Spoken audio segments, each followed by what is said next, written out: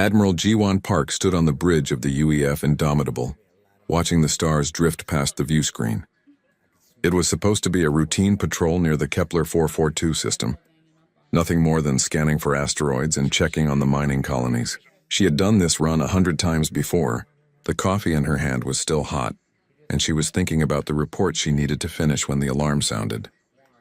"Admiral, we have an energy signature," the sensor officer called out. It's massive. "Nothing like I've ever seen." Jiwon set down her coffee and moved to the tactical display. The numbers made no sense. The energy output was impossible. No human ship could generate that much power. Before she could give orders, space itself seemed to tear open in front of them. A vessel emerged, easily 3 times the size of the Indomitable.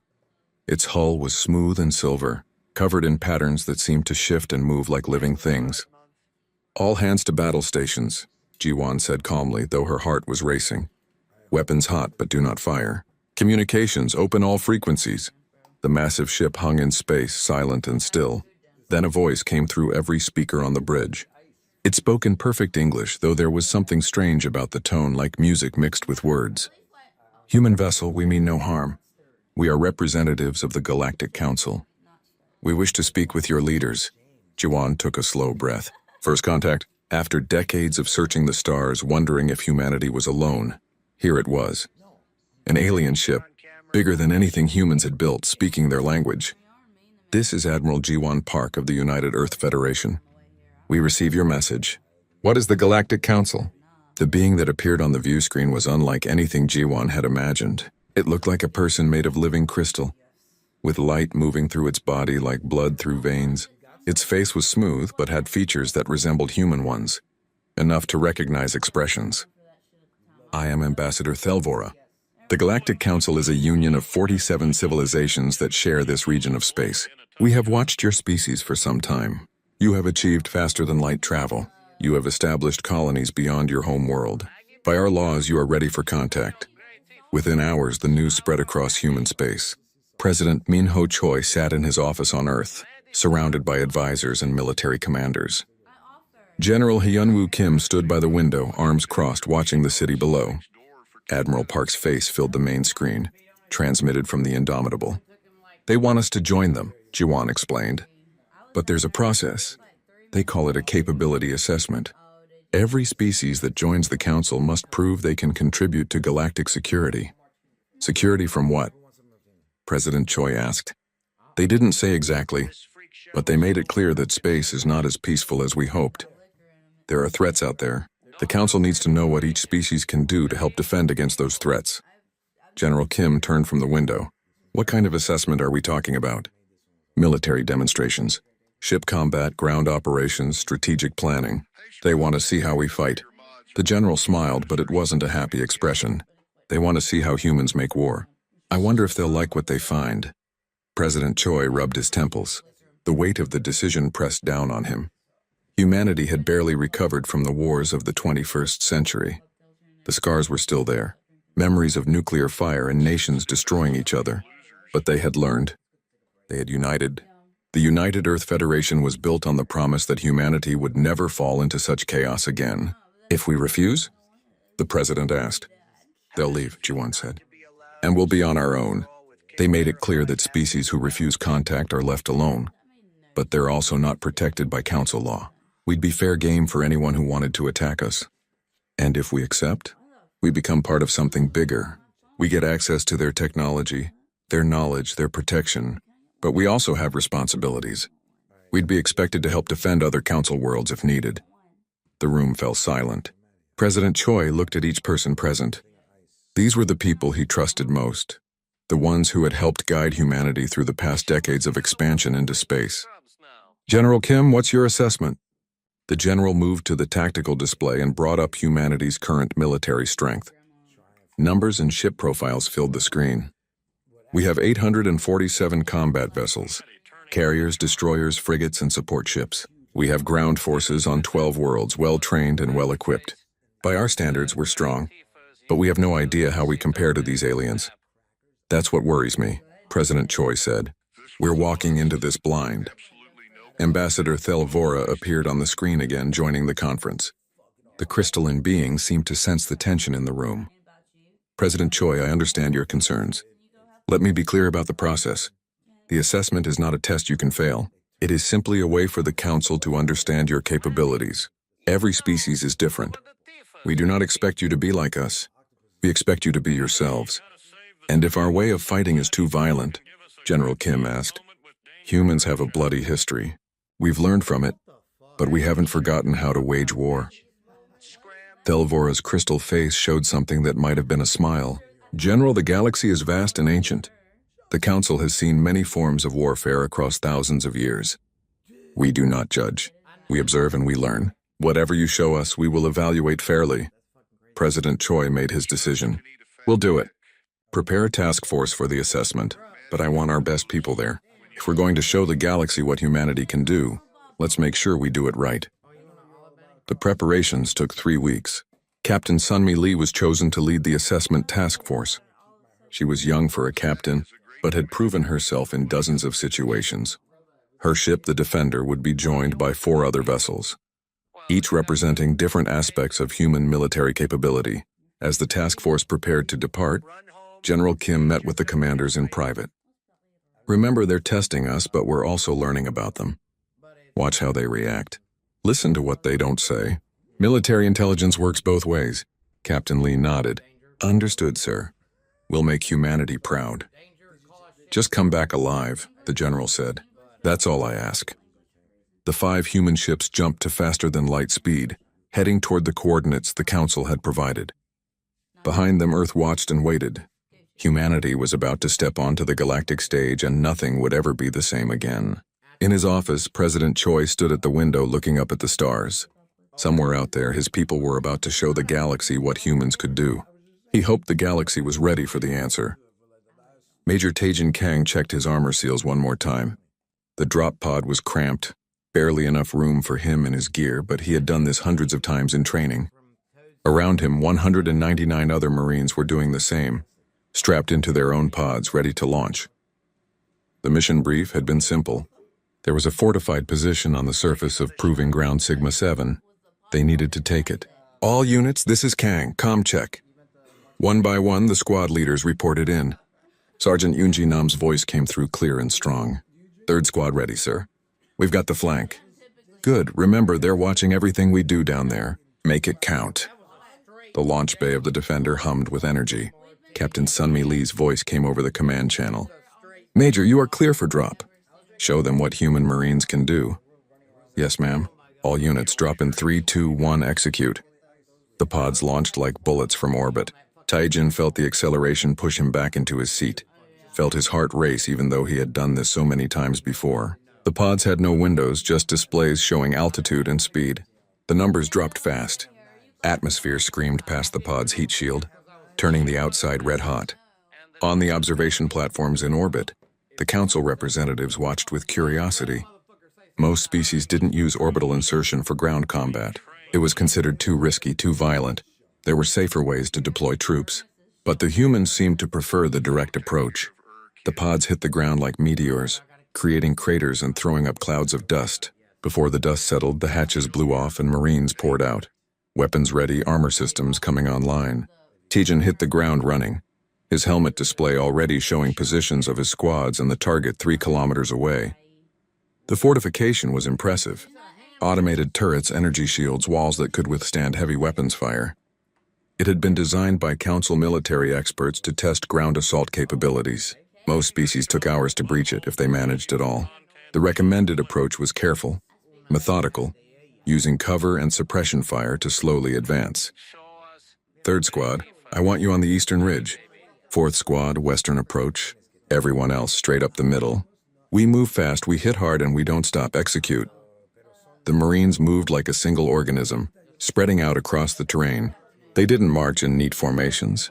They used every rock, every crater, every bit of cover the dead planet offered. Their armor was lighter than what most Council species used, more mobile, designed for speed rather than heavy protection. The fortification's automated systems detected the humans and opened fire. Energy beams cut through the thin atmosphere, but the Marines were already moving, never staying in one place long enough to be easy targets. When a beam did hit, Armor shields absorbed most of the impact, and the Marine kept moving. "Suppressors up," Tajin ordered. Squad members with heavy weapons took positions and began firing, not at the fortification itself, but at the turrets, forcing them to deal with incoming fire. It was an old tactic one humans had used for centuries. Keep the enemy busy so your forces can advance. Sergeant Unji Nam led her squad up the eastern ridge, moving from cover to cover. She could see the fortification's main gate, heavily shielded and guarded by multiple weapon systems. A direct assault would be suicide. Good thing they weren't planning a direct assault. Major 3rd Squad in position. We have line of sight on the eastern shield generator. Take it out. Yunji's squad opened fire with portable railguns. The weapons were smaller than ship-mounted versions, but still devastating. Tungsten slugs hammered the shield generator at hypersonic speeds. The shields flared, held for a few seconds, then collapsed under the sustained fire. The generator exploded in a shower of sparks. Eastern shields down, moving to secondary target. In the fortification's command center, the automated defense system tried to compensate for the shield loss. It redirected turrets to focus on the eastern approach, trying to stop the Marines before they could exploit the breach. But that left other sections weaker, and the humans were already there. 4th Squad, attacking from the west, used a different tactic. They deployed drone swarms, small flying robots carrying explosive charges. The drones were fast, hard to track, and expendable. They flew straight into the western gun emplacements, detonating on impact. Turrets went offline one after another, creating another gap in the defenses. Tajin watched the tactical display in his helmet and smiled. Everything was going according to plan. All squads, main assault. Go, go, go. The Marines surged forward, no longer using cover, just running straight at the fortification. It looked like madness to anyone watching from orbit. Most Council species would have considered it suicide. But humans had learned something over their centuries of warfare. Sometimes the best defense is overwhelming offense. Hit so hard and so fast that the enemy can't respond. The fortification's main gate was designed to withstand siege weapons. It could absorb tremendous amounts of damage. But it wasn't designed for what the humans did next. Marines planted shaped charges at specific points on the gate. Charges designed not just to explode, but to direct all their force in a narrow cone. The charges detonated simultaneously, and the gate didn't break. It evaporated. Marines poured through the opening, weapons firing. The automated defenders inside tried to respond, but human combat doctrine emphasized speed and violence of action. Every Marine knew their role, knew where to go, what to target. They moved through the fortification like a storm, unstoppable and chaotic. Tajin was 3rd through the gate, his rifle tracking targets as he moved. A defender robot emerged from a side corridor, weapons charging. Tajin shot it twice, center mass, before it could fire. The bullets punched through its armor like paper. Human weapons might seem primitive compared to energy weapons, but kinetic energy never went out of style. Sergeant Yunji's squad reached the central command center first. She kicked open the door and her team swept the room, clearing it in seconds. The command core sat in the middle of the room, a glowing sphere of energy protected by a final shield. Major, we're at the objective. One shield left. End it. Yunji pulled a small device from her belt and threw it at the shield. The electromagnetic pulse grenade detonated and the shield collapsed. A second later, she shot the command core with her rifle, and the entire fortification went dark. Every turret, every defender, every system shut down at once. Fortification secure. Time to capture 43 minutes. Casualties 12 wounded, 0 killed. Not bad for a day's work.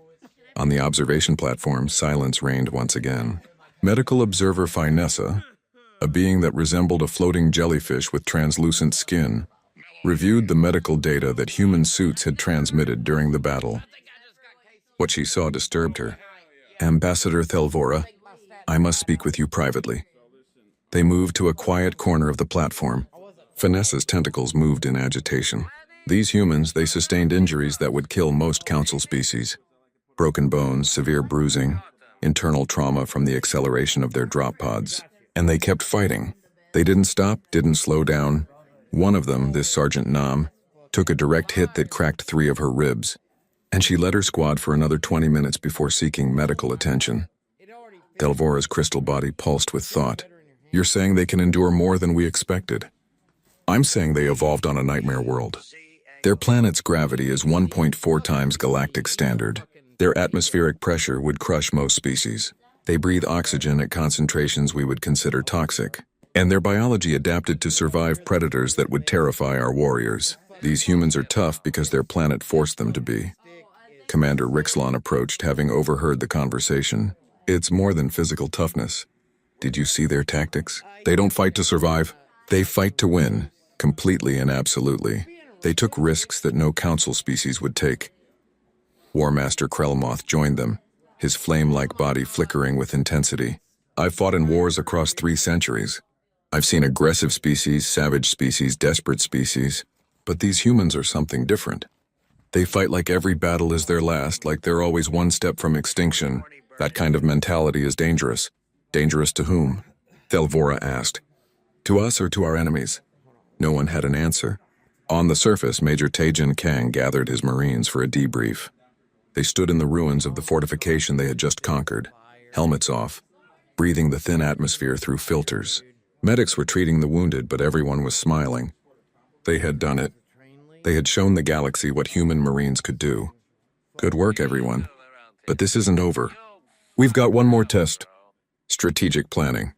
That one's going to be interesting. Sergeant Yunji checked her bandaged ribs and grinned. Bring it on, sir. We're just getting started. Above them, the council watched and wondered what they had invited into their ancient civilization. Humanity was about to change everything, and the galaxy wasn't ready. Fleet Admiral Sung-Ho Bei sat in a chair that wasn't designed for human anatomy. The council's wargaming chamber was built for many species, and humans were not among them when it was constructed. He shifted uncomfortably and focused on the holographic display floating in the center of the room. Across from him sat Battlemaster Vorthen, a being that looked like an insect but stood 3 meters tall with 4 arms and compound eyes that seemed to see everything at once. The scenario is simple, Vorthen explained, his translator rendering his clicks and buzzes into human language. You command a fleet defending a colony world. The enemy has superior numbers and will arrive in 48 hours. Your objective is to minimize casualties and hold the planet until reinforcements arrive in 7 days. Standard Council doctrine applies. Sung-Ho studied the display. The colony world was called Haven 3, population 8 million, with minimal orbital defenses. His available forces included 30 ships of various classes, ground-based weapons, and the resources of the colony itself. The enemy was simulated as a generic aggressive species with 60 ships. The numbers favored the attacker. Around the chamber, representatives from all 47 council species watched. This was the final test, the one that would determine if humanity truly understood modern warfare. Ship combat and ground operations were one thing, but strategy required understanding the bigger picture, the complex web of logistics, diplomacy, and military necessity that defined council warfare. I understand the scenario, Sung-Ho said. When do we begin? Now. The holographic display shifted, showing the colony world and the approaching enemy fleet. Sung-Ho had 48 hours to prepare his defenses. Most battlemasters spent that time carefully positioning their ships, creating layered defensive zones and evacuating non-essential civilians. The council way of war emphasized minimizing casualties above all else, even if it meant accepting defeat. Sung-Ho looked at the display for exactly 30 seconds, then began giving orders. All civilian ships are hereby conscripted for military use. Begin immediate evacuation of the colony's children and elderly. Everyone else stays. Convert all manufacturing facilities to military production. I want every factory making weapons, armor, and ammunition. Orbital space around the planet gets mined now. I don't care if it makes future shipping difficult. Lay mines in every approach vector. Vorthen's compound eyes flickered. You're militarizing the entire colony? That's highly irregular. The civilians have rights. They're not soldiers. They are now. This is total war doctrine. Every resource, every person, every structure gets used to defend the planet. No exceptions. The observers began murmuring among themselves. This was not how things were done. Council warfare had rules, conventions, understandings between civilizations. You didn't turn civilian populations into military assets. That was barbaric. Sung-Ho continued issuing orders. All ships form into 3 battle groups. Group Alpha takes position in high orbit. Group Beta hides behind the planet's moons. Group Gamma leaves the system entirely. Leaves? Vorthen couldn't hide his confusion. You're sending 1/3 of your forces away? I'm sending them to attack the enemy's home system. If they want to invade us, let's see how they like having their own worlds threatened. The chamber exploded with noise.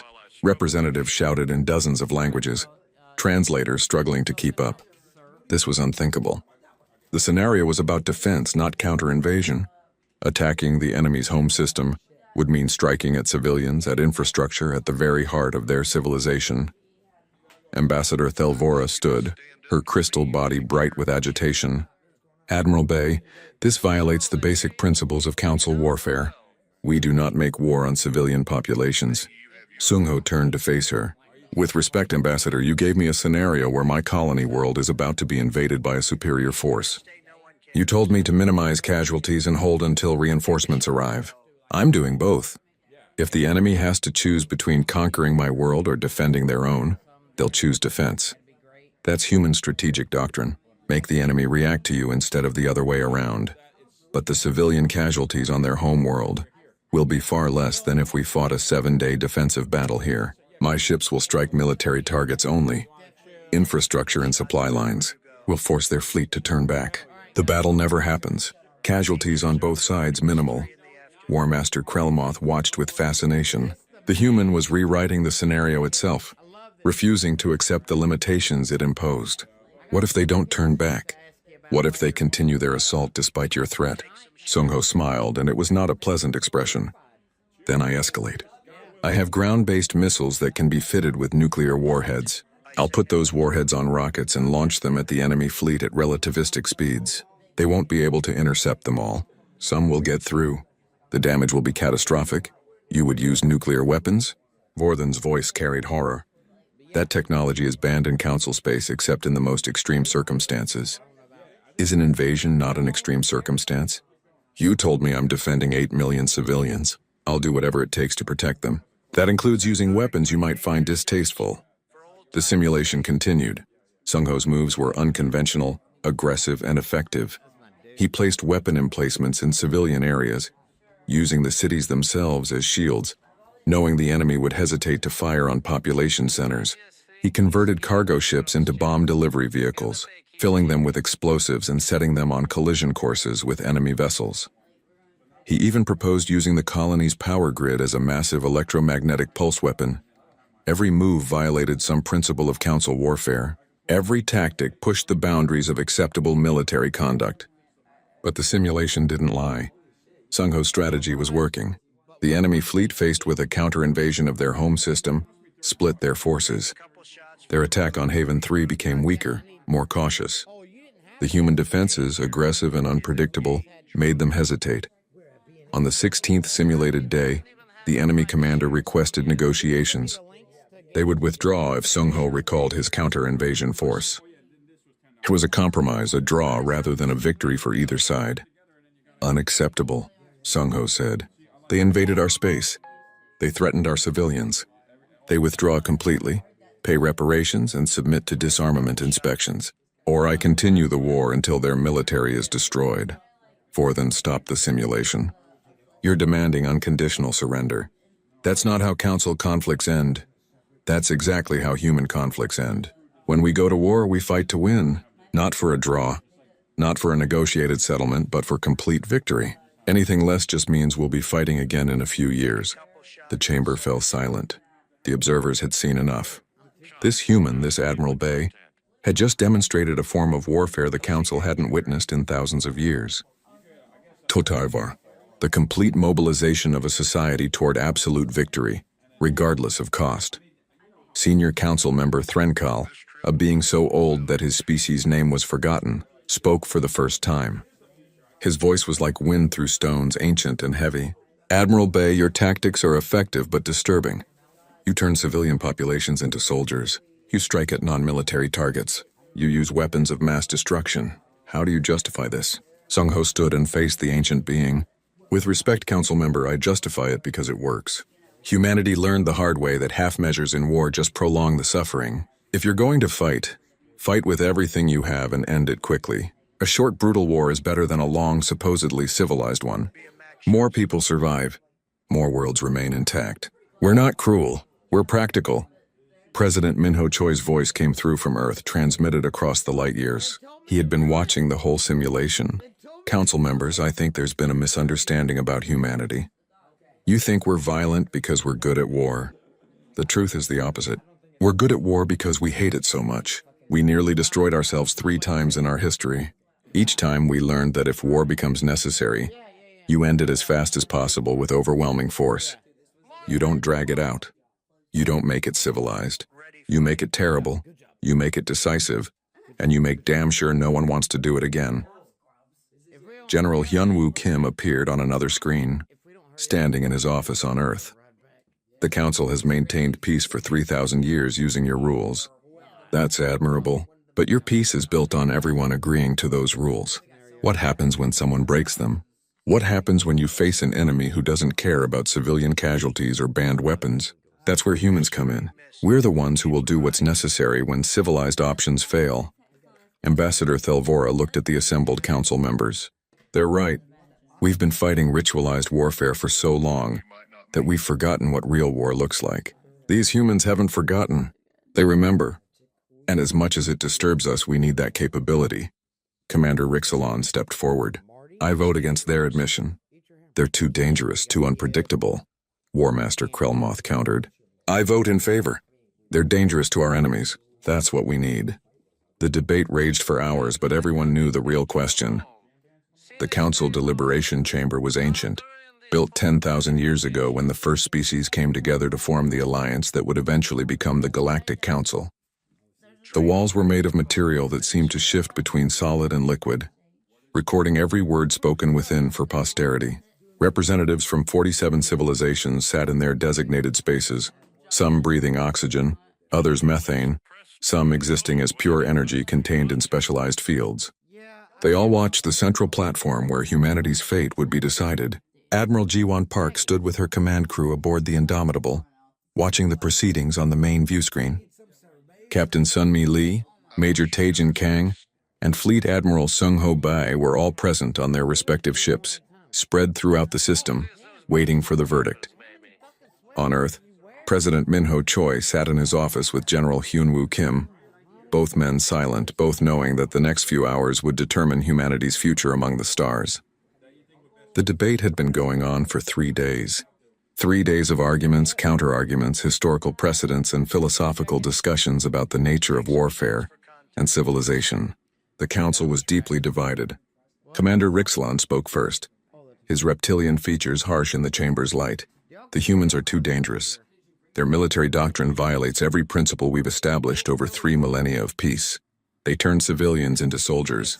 They use weapons we've banned. They fight with a savagery we thought we'd left behind. Admitting them to the council would be like inviting a predator into our home. Ambassador Thelvora's crystal body pulsed with light as she responded, Commander, with respect, we are not children afraid of the dark. Yes, humans fight differently than we do. Yes, their methods are brutal. But brutality is not the same as evil. They fight to protect their people, just as we do. The difference is they've learned to be efficient at it. A being made of floating orbs of light spoke, its voice like musical chimes through the translator. I represent the Luminous Collective. We have existed for 50,000 years. In all that time, we have never seen a species like humanity. They are young, barely out of their cradle world, yet they possess military capabilities that rival our most advanced civilizations. This is unprecedented. War Master Krellmoth's flame-like body burned brighter as he stood. Unprecedented, yes. But is it unwelcome? I have reviewed every second of their assessment. The ship combat, the ground operations, the strategic simulation. Do you know what I saw? I saw a species that wins, not through superior technology, not through ancient wisdom, but through pure determination and adaptability. When was the last time any of us won a battle in 7 minutes? When was the last time any of us took a fortification in less than an hour? We've become soft, and these humans are showing us that. The chamber erupted in arguments. Some species agreed with Krellmoth. Others sided with Rixalon. The debate went in circles, the same points made again and again. Finally, Senior Council Member Threnkal raised one ancient hand and silence fell instantly. We are avoiding the real question, the ancient being said. The question is not whether humans are dangerous. They clearly are. The question is whether they are dangerous to us or for us. Can we trust them to fight beside us, or will they turn on us someday? Before anyone could answer, every alarm in the system began screaming. On the Indomitable's bridge, Jiwon jumped from her chair. Report. Multiple contacts emerging from hyperspace, the sensor officer called out. 37 ships, unknown configuration. They're not Council species. Admiral, their weapons are hot and they're heading straight for the observation platforms. Yunahan's voice came through from the Defender, Captain Lee confirming hostile contacts. Energy signatures matched descriptions of Voidborn raiders. They must have tracked all the Council ships to this location. The Voidborn, the Council's nightmare, extragalactic raiders who appeared without warning, struck fast, took what they wanted and vanished back into the dark spaces between galaxies. They didn't negotiate. They didn't follow rules. They just destroyed. In the Council chamber, panic spread. The Voidborn had never attacked an official Council gathering before. The observation platforms had minimal defenses. Thousands of representatives were in danger. The nearest Council defense fleet was 4 hours away. Commander Rixalon moved to a terminal, his claws flying over the controls.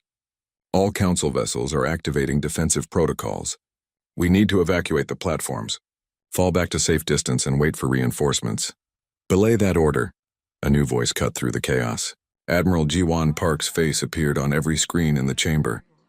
This is Admiral Park of the United Earth Federation. We have 5 combat-ready ships in this system. We can engage the Voidborn raiders while you evacuate. Request permission to defend the Council. Rixalon's eyes went wide. Admiral, you don't understand. The Voidborn are not like the drones you fought. They're experienced raiders, battle-hardened and ruthless. Your 5 ships against their 37 is suicide. Commander, with respect, that sounds like a Council problem. Humans don't surrender numerical advantage without a fight. We're engaging whether you give permission or not. I'd just prefer to do it with your blessing. Thelvora looked at the tactical display showing the approaching Voidborn fleet.